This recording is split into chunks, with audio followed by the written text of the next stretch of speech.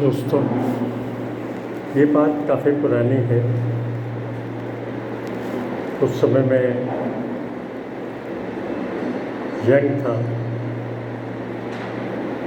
और मुझे धर्म ग्रंथों पर आस्था नहीं थी।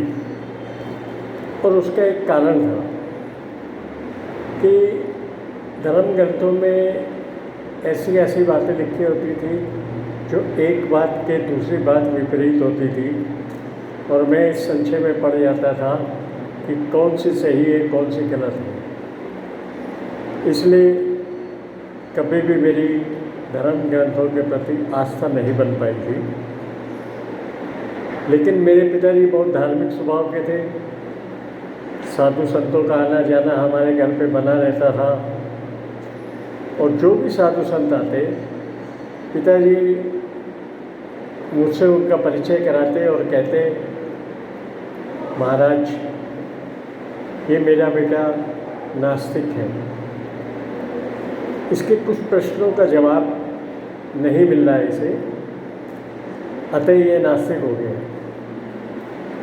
तो महाराज मेरे से पूछते, ऐसा कौन सा प्रश्न है जिसका तुम्हें जवाब नहीं मिल रहा? हमारे धर्म ग्रंथों में हर तरह के प्रश्नों का जवाब है। तो मैं उनसे कहता, महाराज हमारे धर्म ग्रंथों में लिखा है कि ईश्वर की मर्जी के बिना पत्ता भी नहीं हिलता, और दूसरी तरफ ये भी लिखा है कि जो जैसा करता है उसको वैसा फल मिलता है।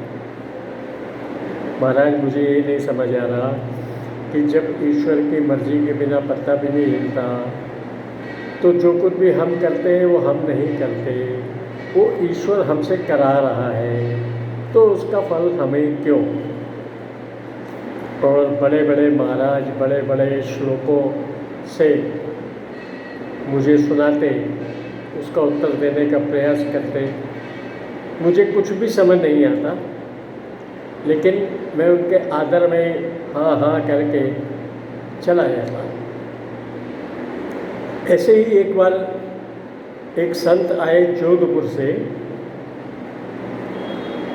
उनसे भी उनके सामने भी पिताजी ने ये बात रखी। हर संत के सामने पिताजी मेरी ये बात मुझसे कहवाते थे।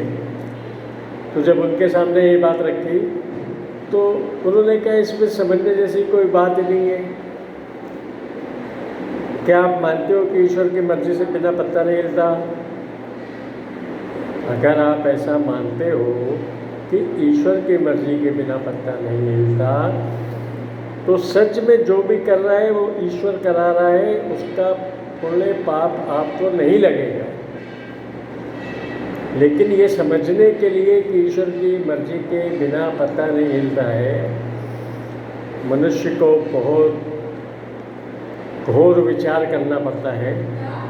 और ये जब वो ये समझ जाता है कि हाँ ईश्वर की मर्जी के बिना पत्ता नहीं हिलता, तो वो कोई ऐसा कार्य करेगा ही नहीं जिसमें पुण्य पाप का प्रश्न खड़ा हो। तो दोस्तों, ये बात मुझे याद आई, मैंने आपको भी सुनाई।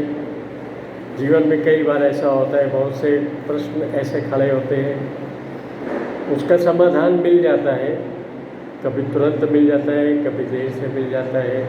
इसलिए आप जीवन को सरल रखें, उसे कठिन मत होने दें और जीवन का आनंद उठाएं। धन्यवाद।